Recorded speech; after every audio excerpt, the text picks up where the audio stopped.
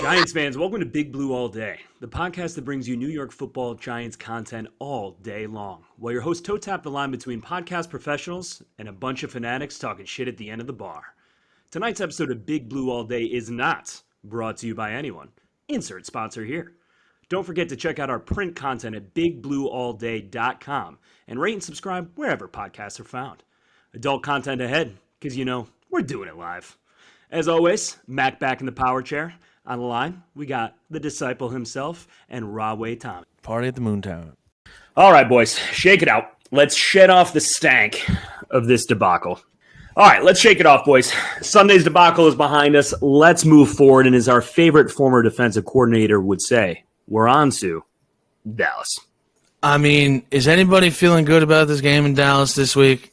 Because my confidence has not been lower this entire season.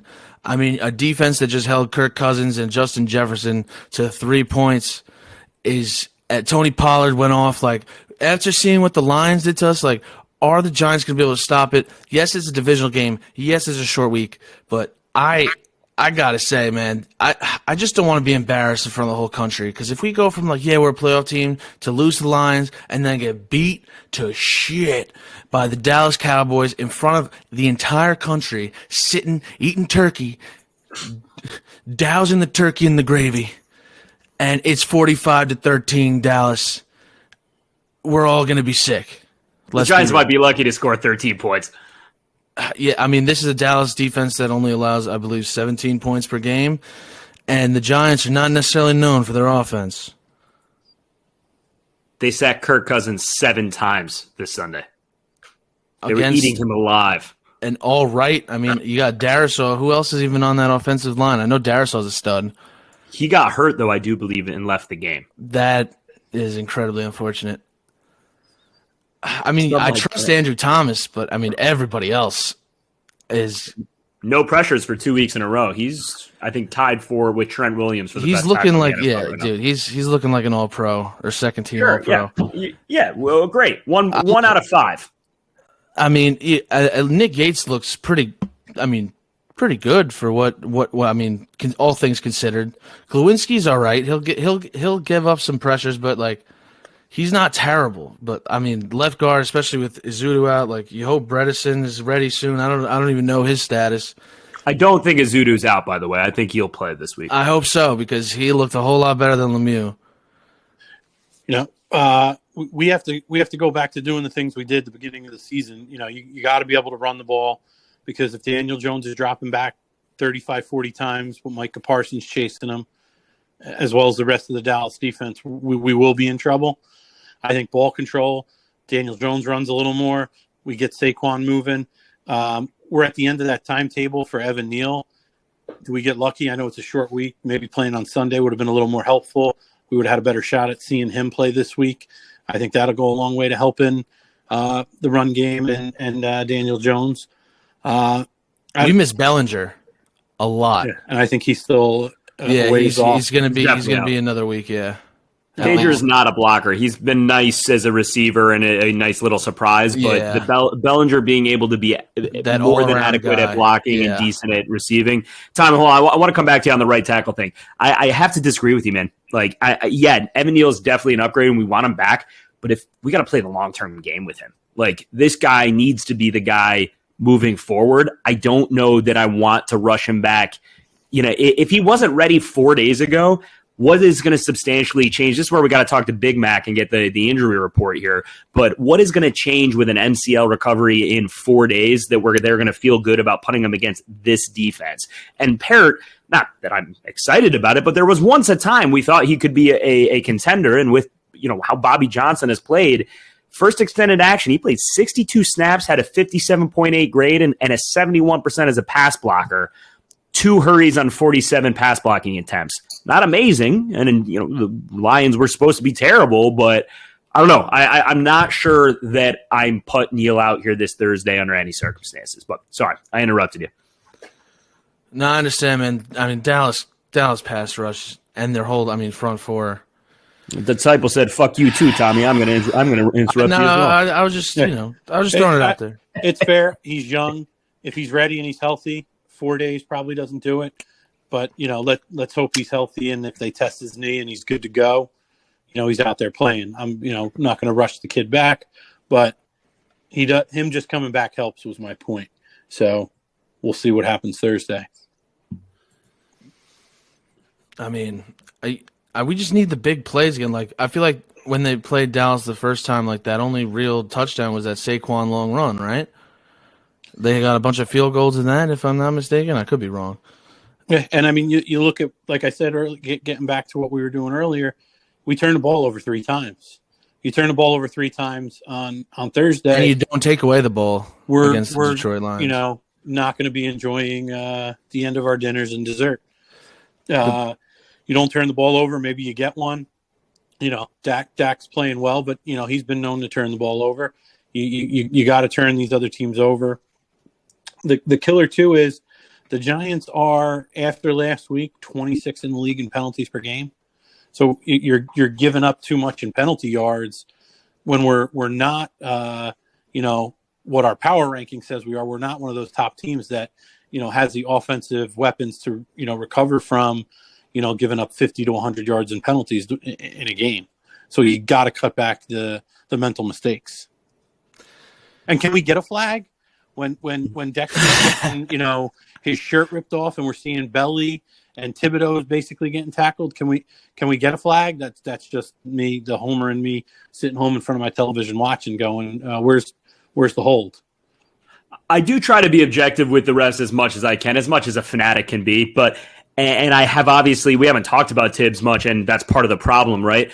But it does seem like he is being held on a lot, like where they got him around the neck as he's coming around, and it is not called. Even the one, they showed the replay on the broadcast, and it looked like a clear hold, and they didn't even call the hold on him. It was on the right tackle. It was on O'Shane Ximenez, whoever was playing right tackle for them. The name escapes me at the moment. So I agree with you there, Tommy. I don't know. Thibodeau does not seem to be drawing the holds that at least my untrained eye is seeing on the TV.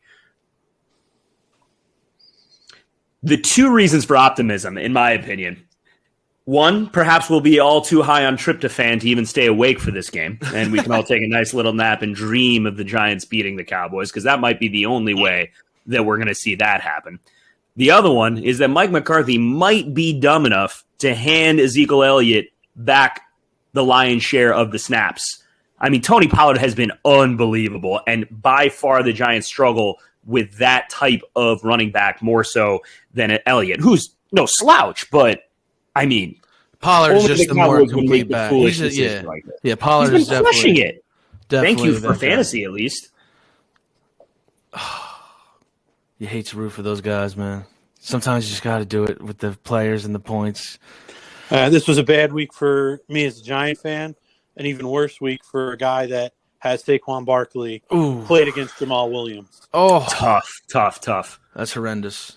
Horrific. I, too, have Barkley in 2 leagues. Wan'Dale, though, was a nice spot start for me. I was hoping I could rely on him for the rest of the – man, I know we moved past the Lions game, but the Wan'Dale piece hurts not just because this team desperately needs him so badly. It's going to dig into next year, too. It's a late November ACL. This guy is going to start the season on the pup. Like, damn it. That's tough.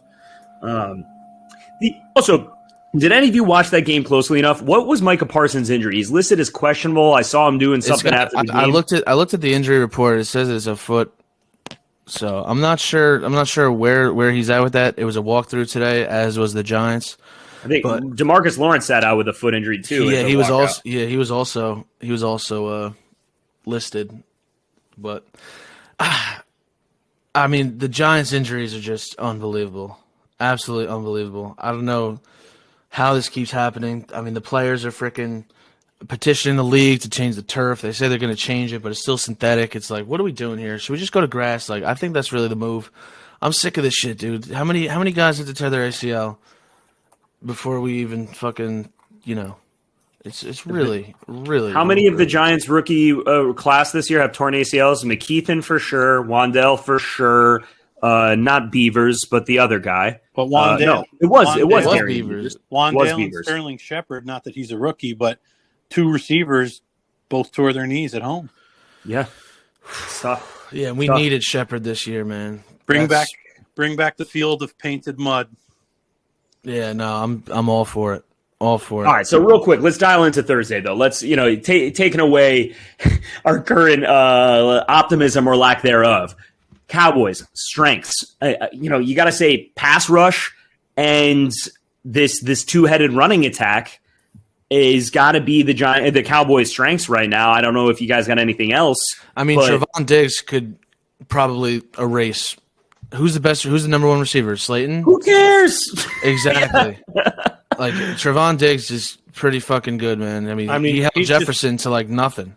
We don't, obviously, we've been talking about this we don't have a guy like that. He's just going to shut down whatever half of the field he's on. Yeah. So you're going to really be limited to throwing to, half to, maybe down to a third. It's going to be the Richie James show now. Back to Richie James being our number one wide receiver. Oh, God. Or Saquon catches 10 out of the backfield. Yeah. I would love to see that. Hey, put Breida in the backfield and put Barkley out there. Who cares? We need to use the players that we have. But I think the Cowboys' strengths, unfortunately, line up against the Giants' weaknesses, right? They're very good at running the ball. Yeah. The Giants are, 32nd in defending the run and did themselves zero favors last week either. And their pass rush, obviously, as our much maligned offensive line, except for Andrew Thomas. I think the only thing that is possible, I believe, Tommy, you mentioned it earlier, we got to get back to running the ball, running it up the gut.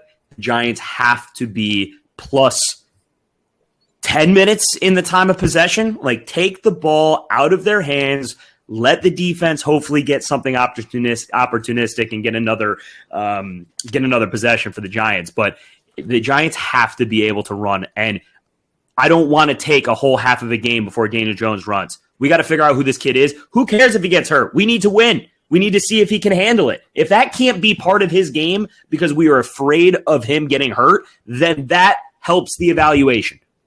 That is a huge ding if using his legs is not part of how Daniel Jones can attack a team. 100%. I mean, that's one of his best qualities.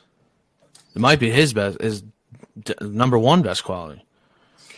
And we just got to keep saying it into existence. You hope you get, instead of 2 catches out of Kenny Golladay, maybe you get 4. And maybe one of them's, more than 10 yards. I'm not going to go out and say a touchdown, but what a Bronx cheer he got on Sunday for just catching a ball over the middle. Oh. A lot of people said it was sarcastic. How did it feel in the stadium, Disciple? What was your read on that? It was definitely a sarcastic kind of tone to it.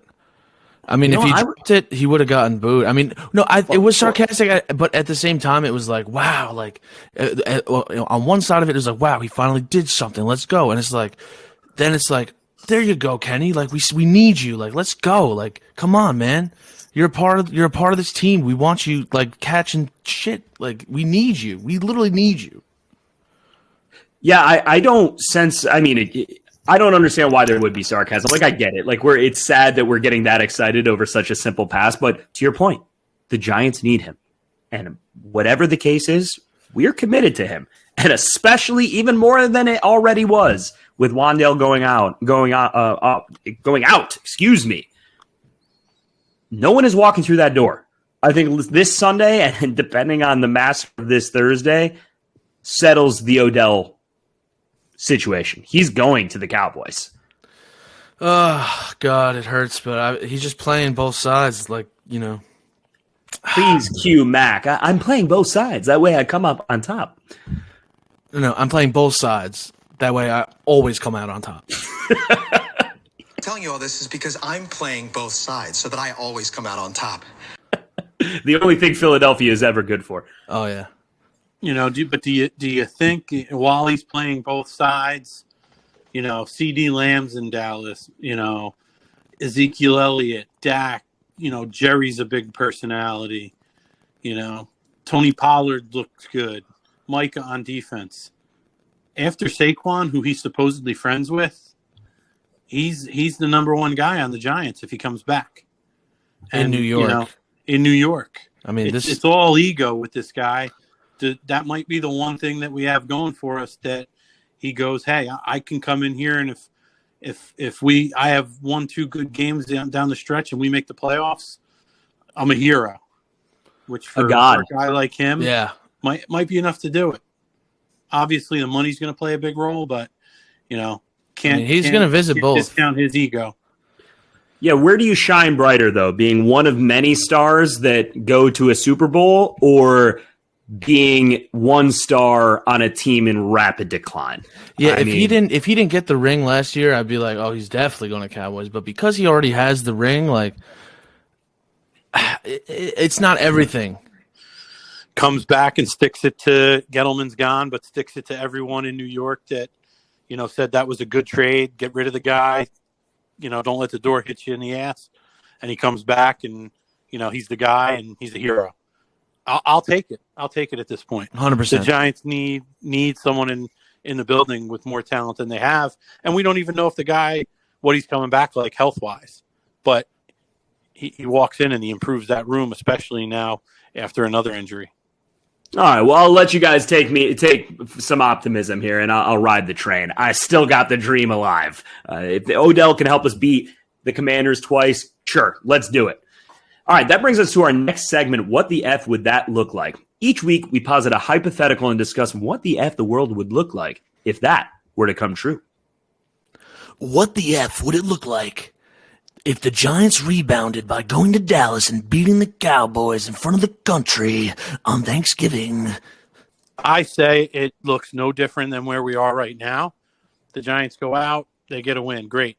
All the haters will still be out. It'll be some excuse of Dallas did that, Dak did this, Mike McCarthy blew it. I guess there's just a little of that Giant fan in me. I mean, if the Giants can pull this one out, it's a massive upset. It's a huge upset. I just think. They'll be like nothing. No credit for the Giants. It's everything the Cowboys did. Yeah, no love. Like Mrs. Maris said to Terry on the stage, getting the trophy. You never pick us. the media loves to hate the Giants. And we're not there yet. But all you heard the past 2 weeks was how bad we are. And I'm not a Giant fan that doesn't root for the Jets, but, the Jets had the uglier loss on Sunday, and you turn ESPN on, you turn on, CBS Sports, these guys love to hate the Giants. I just don't think anything changes. Could it sway, Odell a little bit? Okay, these guys are alive. I come back. We got to win a game against Washington and a game against Indianapolis, and I'm a hero. That might, be a, what the F happens. But I don't think much changes, except we're a lot happier headed into Black Friday. You just feel a lot better. Tommy, you're the optimist on this podcast. I'm so surprised at you. I agree with both of you. The national media loves to be Giants haters, but what are you talking about? What the F would it look like? It would look like I'm blackout at my parents' house because I'm celebrating so hard on Thursday, which might be embarrassing, but hey, I'll take it for a Giants win. Beating the Dallas Cowboys on a nationally televised game that is just coming off a 40-3 trouncing of the current number one overall seed in the NFC, that would change everything. Like, if I can be this low about a game where everything went wrong for the Giants and they lost to the Lions, I will be so far on the other side. Who cares what the national media says? This is about us. Like, could you imagine the hype train in Giants Nation? Beating the Cowboys, which is just exciting no matter what other circumstances there are. To do it, to extend the Giants' lead, or a stranglehold at this point on a playoff spot, like that, I'm just very, very surprised to hear you say nothing would change, because it is full steam ahead. We are back, baby. Let's go. I'm delusional, but I'm jacked up now. It would look amazing. I hope it happens. I hope it happens. All right, well, that's time for our segment, 4 Down Territory, and where this week we name the top 4 guys that have not seen a lot of action, but need to step up now if the Giants are going to do anything in the second half of the season. What do we got? First down. My first down would got to be Rodarius Williams. I mean, with Adoree Jackson and Fabian Moreau possibly being out this week, I mean, we need at the very, very least solid cornerback play from him. If not, it's curtains early. I hope you're right, because he had a really big missed tackle, I want to say on a third down, that ended up going for a decent gain. He had bottled up. He just missed the tackle. So definitely needs to step up. And I believe, is he also coming back from an ACL injury? From last year? Yeah. Yeah. That makes sense. Jesus. It's every other guy with this team. All right, second down. Offensive line. Shane Lemieux's back. You're excited. The guy's getting out on the field. Good story. But, we talked about this earlier. He did not play well. He hasn't played well in the past. Ezeudu, Gates, Feliciano, do we have guys that you could put out there?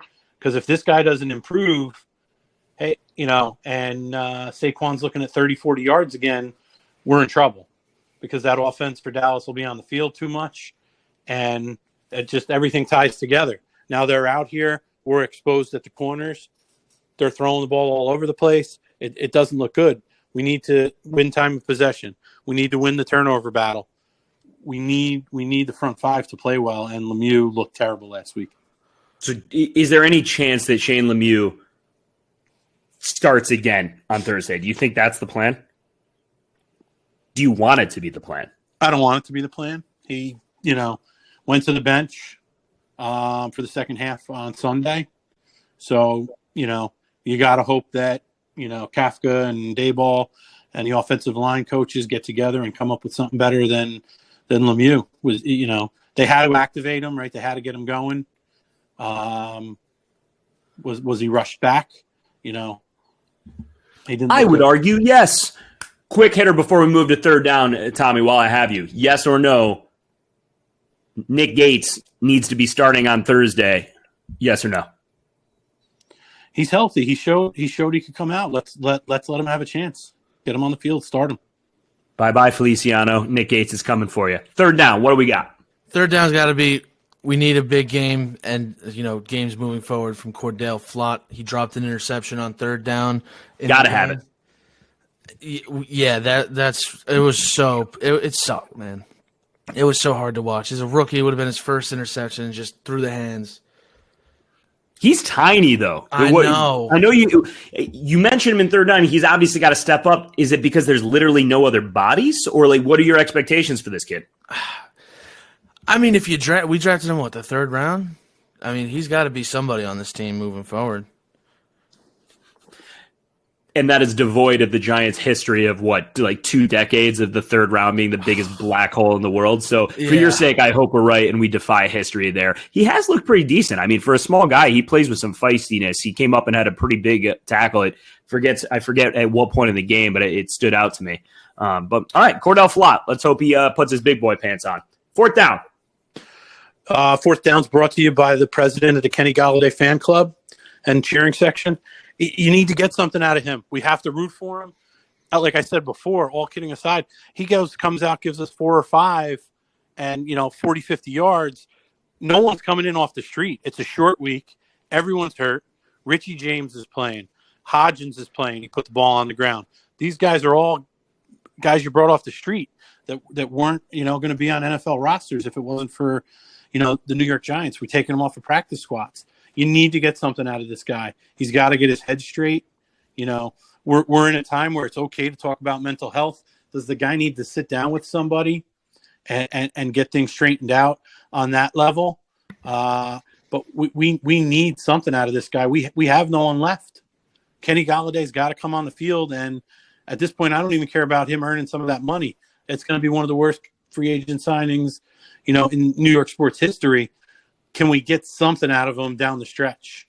And, maybe a good Thanksgiving story or something like that going into this game. Something that, John Madden would have been, singing about the whole game. Here's this guy that's been terrible for 2 years and, he does this or that, make some kind of play to spark him. Not even a touchdown, but just does something on the field to get the team going and to help out Daniel Jones and Saquon in the offense.